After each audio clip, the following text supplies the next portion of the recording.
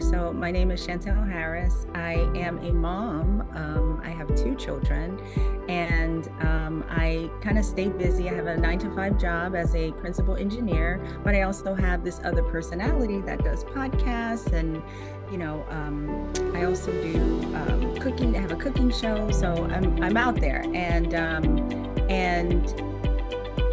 I have always suffered with fibroids, thinking this will go away.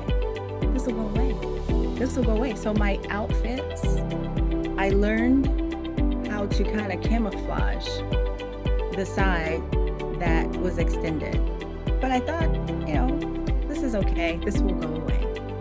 I would say with the birth of my second child, who's now 18, I learned that I had fibroids. And my GYN at the time mentioned, this is normal, this is okay, nothing to worry about. At the time, they were very small. So again, nothing to worry about, never thought about them, put it to the back of my mind.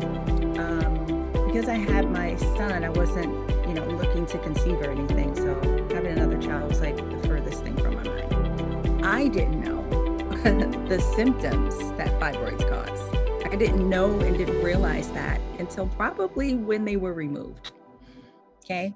So, the lack of education and awareness when it comes to fibroids is very, very like something that has to be built up, right?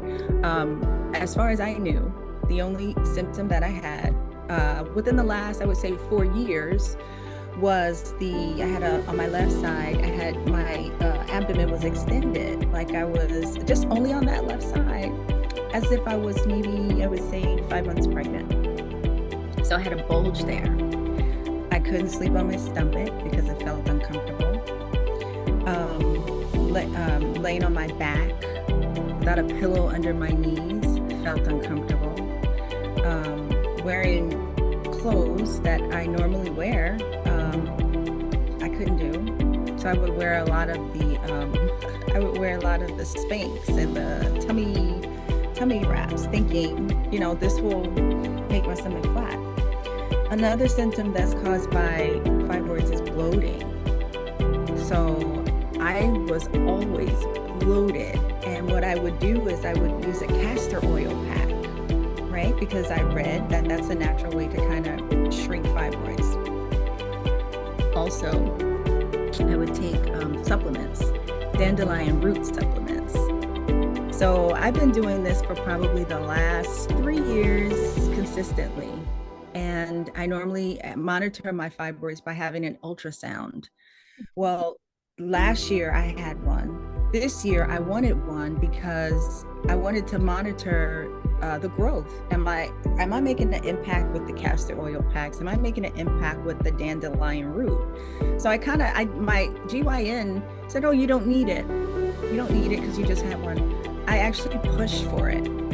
And me pushing for it is when they discovered that I had a cyst on my ovary, as well as my fibroids have grown. So the castor oil pack did nothing. The dandelion root did nothing. Heavy bleeding, right? I have friends who have their period and they're, 3 days, 4 days. My period lasted 7 days. So I had to arrange my life. Okay, I know day 2, 3, and 4, I have to wear specific colors. I have to make sure I am, and I use 3 options. I use the ring, the tampon, and 2 sanitary napkins on my heavy days, right? If I had to go be out and about. That was my method to making sure that, I controlled the bleed. And then because my fibroids were so big, whenever I would mention to my GYN, well, how do I get rid of this? She says, well, they're just going to take your uterus. And if that's not what you want. So that was as far as I knew, that was the only remedy for removing the fibroids, my fibroids from my uterus or my whole uterus because of the size that they were. I had one that was 10 centimeters. But that's it. But here's the thing. When I did the ultrasound, in my ultrasound paperwork and speaking to my GYN, they mentioned I had 3 fibroids. 3. Dr. McCool removed 20 was the doctor coming in after my ultrasound and reading the results of the ultrasound to me. And she was so scared. She was scared. I didn't know what she was scared about. I didn't understand. She said, well, you have a cyst that wasn't there last year. You have all these fibroids. They may have to take your ovary. So I'm hearing this stuff. Oh, and you have to take a test for cancer, the OVA1 test, and you have to have an MRI. I'm hearing all this stuff, and the way she came across, she really scared me. I wasn't scared initially, but in her reporting back to me, I said, okay, you know what? I'm going to get a second opinion because, one, I just didn't like her delivery of it. And I just felt like, don't take my ovary. Like, that was my thing. I don't want my ovary taken. So if you think in order to get rid of this cyst, you have to take the ovary, let me find somebody else. And that's how I found Dr. McCool.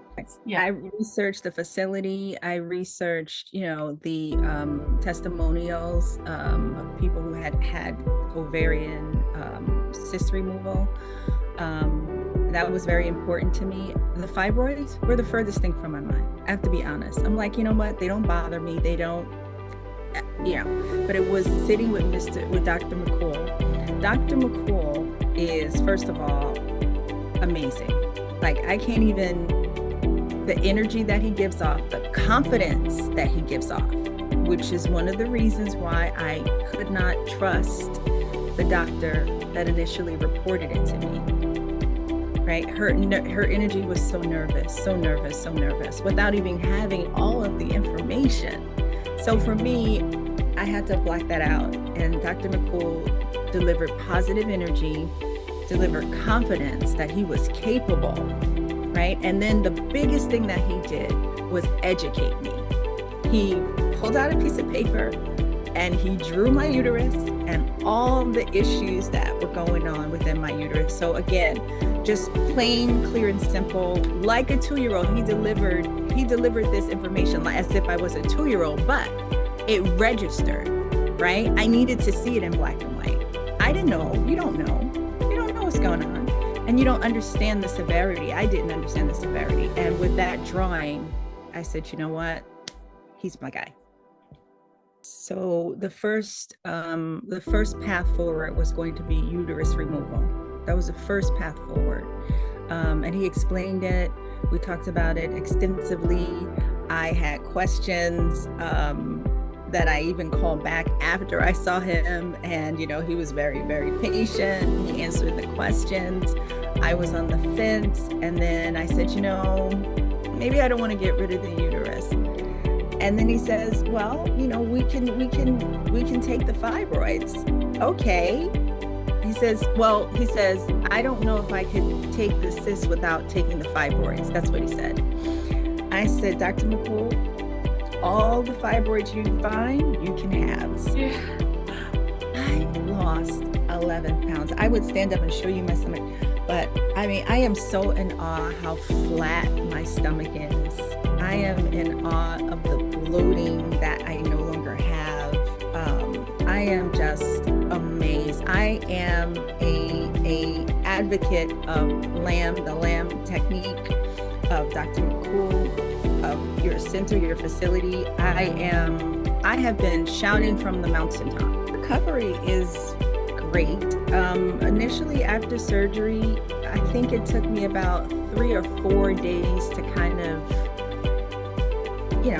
your body's healing. I was very tired. And I realized during the week and the second week after surgery, your body is still recovering. So there were times where I would have periods where I had to stop whatever I was doing and take a nap.